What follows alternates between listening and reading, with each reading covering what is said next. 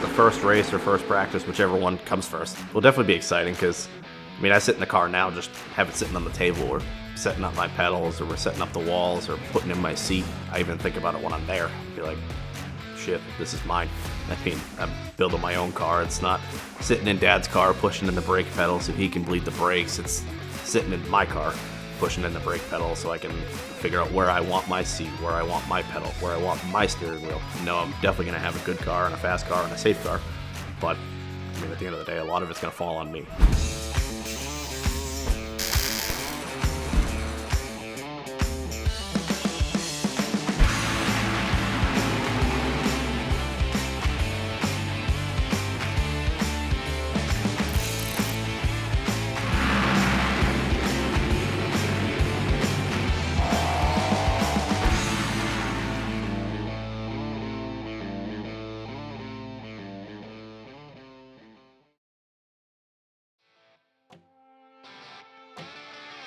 I bought the go-karts a couple years ago to get my feet wet in oval because I knew at some point I was going to get into it. So I had to start somewhere. Now we're in the middle of building a Pro4 to run for the 2020 season. And I've been around racing my entire life with my dad and my grandfather. So I grew up in the garage in diapers. That's all I've really been around my whole life. Honestly thought he was going to race in motocross. And then when he decided to do the go-karts, that was more of a smart move on his part. But he was getting hurt running motocross. He's got a really good job. He's, kind of important where he works and needed something a little more safer than motocross. And right off the bat, he was doing pretty good. But it was a learning curve for the two of us because I had no clue how to set up a go-kart. We had no clue what we were doing.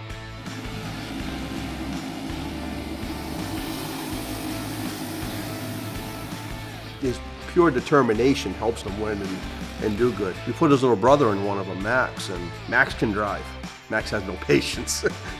Cody was killer on a BMX bike. He won race after race after race after race. That's the difference between the two of them. We bought the car and we bought it for what came with it. We bought it for the trailer, the rear end, the motor, and the heads, and then essentially everything else around it. What we could salvage, we did. Sometimes it's easier to start over new. Only thing we're reusing is the cage. Everything else is new. New clip, new rear end's completely rebuilt, new fuel cell, motor's gonna be new top to bottom. To teach him would take twice as long to do the car. So some of the stuff I just got to do myself, but at the same time, I've kind of just let him, well, here, go make this for me, or here, go cut this for me, and if we screw it up, metal's cheap, we'll just make another one. Sometimes he gets frustrated why I'm asking why. I'm like a 2-year-old, why? But it's one of those things where I want to know too, because it sucks, yeah, but there's going to be a day where I need to know it all. It even helps with building this one from start to finish, asking him why. Now when something happens with his car, I'm going to know why it needs to be like that or what I can do to make it better. If I can take stress off of him while he's driving, not like if something breaks, what do I tell the guys? Or if this breaks, how do I tell the guys? I want to be able to go fix it. So I mean, every day I'm learning something new from him. It's called bolt recycling. My father was God rest his soul, hell of a lot more stubborn and thick-headed than I am. Growing up around racing and the way technology was changing, when I was racing, I was staying up with the technology and paying attention to it, and my father wasn't. So we butted heads on a lot of stuff. It finally got to the point where I'm like, okay, fine. Let me set the car up, you worry about the engine. That way, if I go out and I don't do good, it's my fault, not yours. And that's how the last few years we raced, that's kind of how it was. I was in charge of the chassis, the setup, the suspension. He was in charge of the engine, and that's the way we left it. And it seemed to work a lot better that way. I wanted to learn a lot of the stuff on his own, but then again, he needs to listen to me in a lot of the stuff because I do know what I'm talking about with the driving of those cars and how they react and how they handle in the setup. But at the same time, he needs to learn from doing. Like even putting it together, we were making a joke the other day. I started setting up the parts for the right rear suspension to weld up. He's like, let me weld it. Well, you're driving it.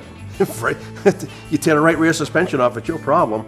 So I actually, as he was welding, I actually took a picture of it and posted it on Facebook. It was actually kind of funny, but I mean, he's doing fine, he's learning.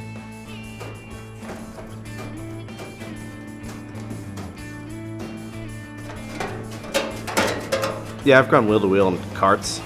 Haven't really gone wheel to wheel in a full-size car yet. I don't know what it's like to drive behind the wheel on something that I built yet, or my team built. I know I get frustrated with my dad sometimes, just because of the way he drives or little things here and there, or we're at the track and something breaks and he's not going at it 100%. I mean, I'm one of those guys that I'd rather see you just dive for it. If it wrecks, it wrecks. If you don't try something, you don't know how it's going to go. I mean, I'd rather us dive in the hole, go a little faster, drive a little deeper in the corner, and see if the car sticks, not pray the car sticks. If it doesn't stick, well, let's hope it spins around and doesn't hit anyone else or break. But, I mean, if it does, I mean, that's racing. So, I mean, that line comes in everywhere. I know my ability to learn and drive, and I think Cody has the same thing. And I'm hoping and praying he has the same thing. I'm sure he's gonna be bending stuff, so we have to make spares. If he wrecks it, he wrecks it. We'll fix it. I mean, I wrecked my share of cars. I honestly don't know if I want to be Cody's spotter. Because I know when I was racing, I didn't want my dad as my spotter because it got ugly sometimes. If Tony can make it to any of Cody's races, I'll have him spot for Cody. That way I can just concentrate on watching him and I can critique his driving afterwards. These cars are going to range, depending on the track, between, I don't know, I would say 70 to 100 miles an hour, and it all depends on the track that we're at. Believe it or not, this car will actually almost have faster corner speeds than the big car. Because of the left side weight. This car has a higher left side weight percentage. But this will have 220 horsepower maybe, with us got 600. But that's also 2,600 pounds. This is going to be as close as we can get to 1,700. I think we're going to be a little over. We're actually to the right of center. Most guys normally would go to the left of center, but we already have a lot of weight to the left of center. Example A. You think Cody should start running or what? Yes. Yes, Cody needs to lose weight. Yeah, still going fast, and it's a mini version of the tour cars and my dad's car. It's still an open wheel modified. I have to do another Nerf bar mount. I have to come off the chassis and come out to the door, because this one will serve as the actual jacking point. So on the outside of the door, the Nerf bar will come out and bend up, and there'll be a little triangular tab on it. That's actually where we'll pick the jack up to jack the car up on pit stop. I know these cars. I know how to make those work. I can build the engine for that. Like I can't build the engine for this. I don't have the experience or the knowledge. I could put it together. I don't know if it'd be any good or, it's gonna be fast. Pro4s I can put together. I know those engines from the inside out. My dad and I built all our own engines when I won the championship. 2001, I won the Pro4 championship, and actually in 2001, we were actually recognized by NASCAR, so I actually technically have a NASCAR championship, but it's what they call a support division championship.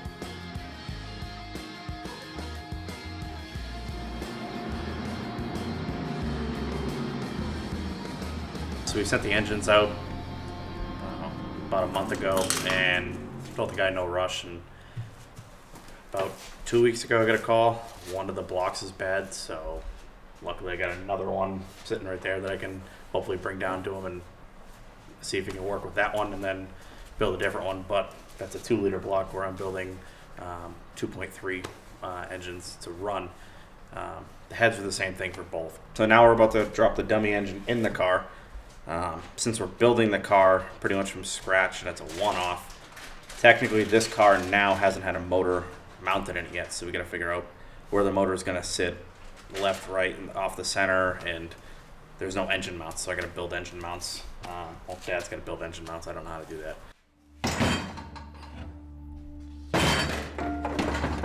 You gotta go forward some? Yes, there you go. Get the pan off the ground, Yep. and then we're gonna level. Block and everything. We're gonna level the head surface. All right.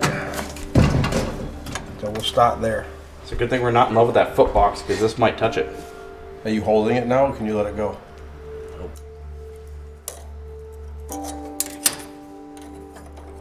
Right there. Huh? Right there. Yeah. If it's tilted, which way is it tilted? Towards the back or towards the front? If anything, you want it towards the back. Add one more on the front and take one out the back. It's got to go to me.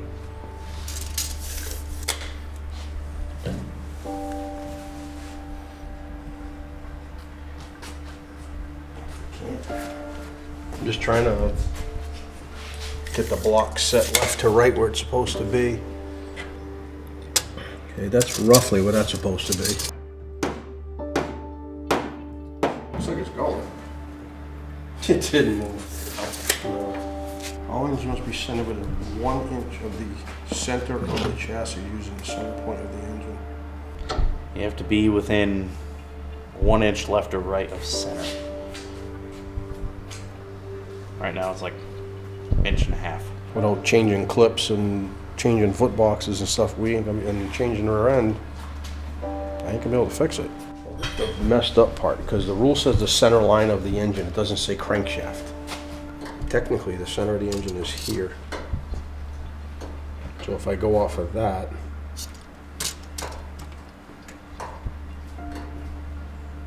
I'm exactly 1 inch. If you read all the other rules, they specify crankshaft, they specify spark plug 1, they specify a certain spot. This just says center of the engine. And the engine's 12 inches wide. You go to 6, measure left and right. Using the center point of the engine. Perfect. Good. Yep.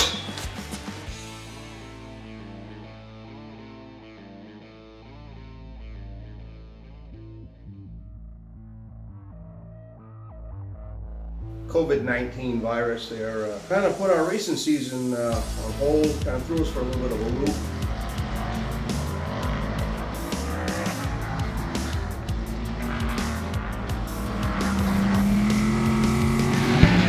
Something just blew out the exhaust. You shut it down? I shut it. Something broke. You got a big flame out the left side exhaust.